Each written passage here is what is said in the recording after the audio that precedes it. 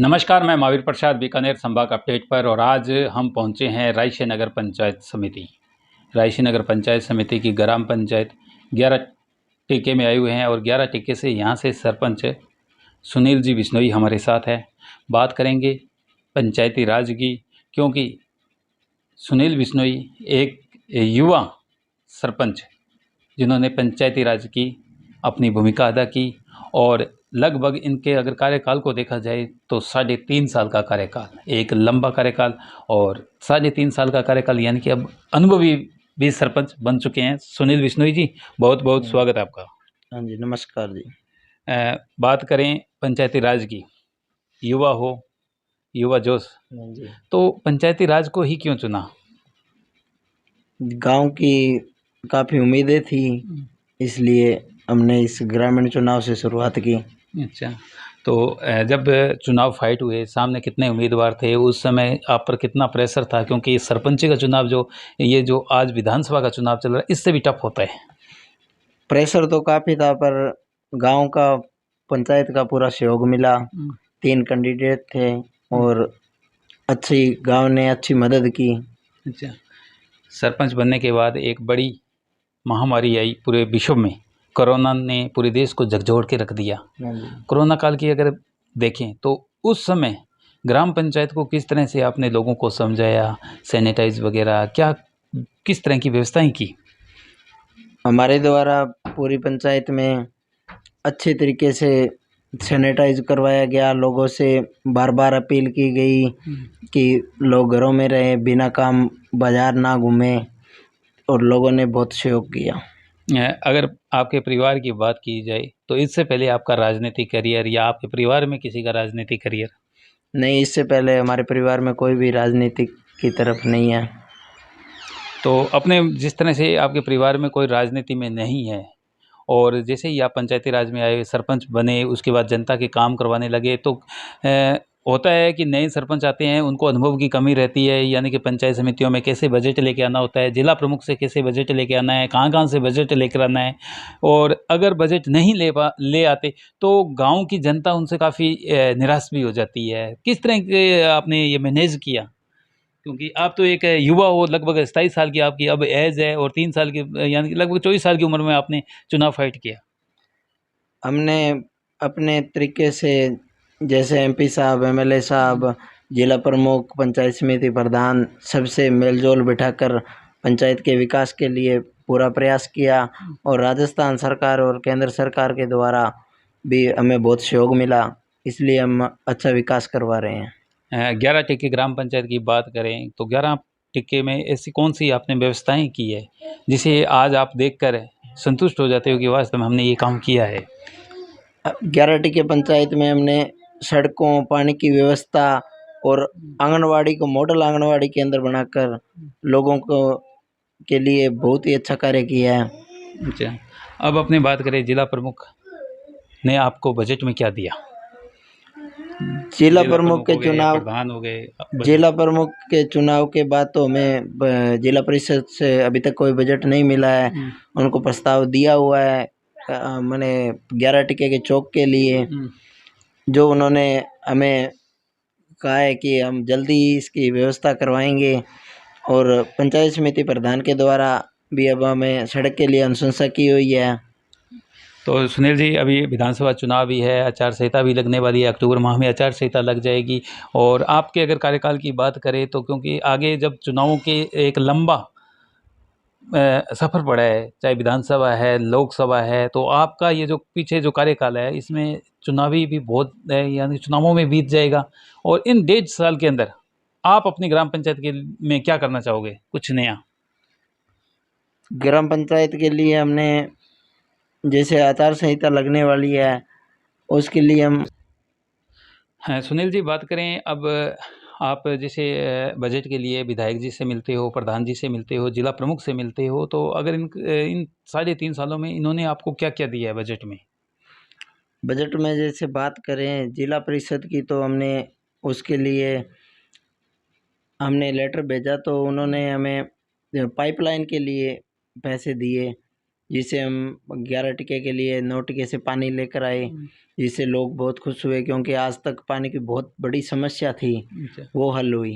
अच्छा और एमपी साहब और एमएलए साहब के द्वारा भी हमें बजट दिया गया सड़कों के लिए। अच्छा। तो अपने बात करें रायशी नगर पंचायत समिति, यानी कि रायशी नगर ही नहीं पूरा अनूपगढ़ जिले की बात कर लेते हैं कि नशे की प्रवृत्ति काफ़ी फैली हुई है, चाहे गंगानगर है, चाहे अनूपगढ़, चाहे सूरतगढ़, आसपास के सभी इलाकों में नशे की प्रवृत्ति को रोकने के लिए युवाओं में किस तरह का आपने प्रयास किया है? युवाओं के साथ किस तरह की कोई वार्तालाप या ऐसे कोई चर्चा? हमने इसके लिए युवाओं से, आज आज के टाइम में युवा जैसे नशे से बहुत दूर है। मेरे गांव के जैसे युवा पंचायत में अब इस प्रकार के जैसे स्मैक चिट्टा इस नशे से बहुत दूर है। उनमें अब वो पढ़े लिखे होने के कारण उनको इस बारे में पूरा नॉलेज है कि इसमें आगे कोई कि कोई नशा न करे, और वो भी अपने जैसे परिवार को नशे से दूर रखने के लिए पूरा प्रयास करते हैं, यानी कि कोई नशा ना करे। यानी कि खेलों की ओर भी प्रेरित करते हो। मेरे जैसे पंचायत में खेलों के लिए जिम वगैरह, अच्छा, जैसे उसमें काफ़ी युवा अग्रसर रहते हैं कि जिससे नशे से बचा जा सके और अपनी सेहत का ध्यान रख सके। अपने बात करें शिक्षा के स्तर की, तो शिक्षा का स्तर यहाँ किस प्रकार का है? शिक्षा का स्तर काफ़ी अच्छा है। यहाँ पर राज्य के उच्च माध्यमिक विद्यालय है, जिसमें लगभग राजस्थान में अपने यहाँ पे रायसिंह नगर विधानसभा का जैसे ब्लॉक लें तो उसमें सबसे ज़्यादा स्ट्रेंथ 11 टिके पंचायत की है। अच्छा। अब अपने बात करें लोकतंत्र का सबसे बड़ा पर्व भी आ रहा है, विधानसभा चुनाव भी है, बहुत से नए पुराने और कुछ बिल्कुल ही नए फ्रेश चेहरे भी आ रहे हैं टिकटों की दौड़ में, जो कभी जनता के बीच में कभी आए नहीं, वो भी अपनी दावेदारियां जता रही हैं। राज्य सरकार अपना प्रयास कर रही है कि सरकार को रिपीट किया जाए, और भारतीय जनता पार्टी जहां अपनी कसम लगी हुई है कि सीएम चेहरा कौन होगा या फिर यहाँ से दावेदार कौन होंगे।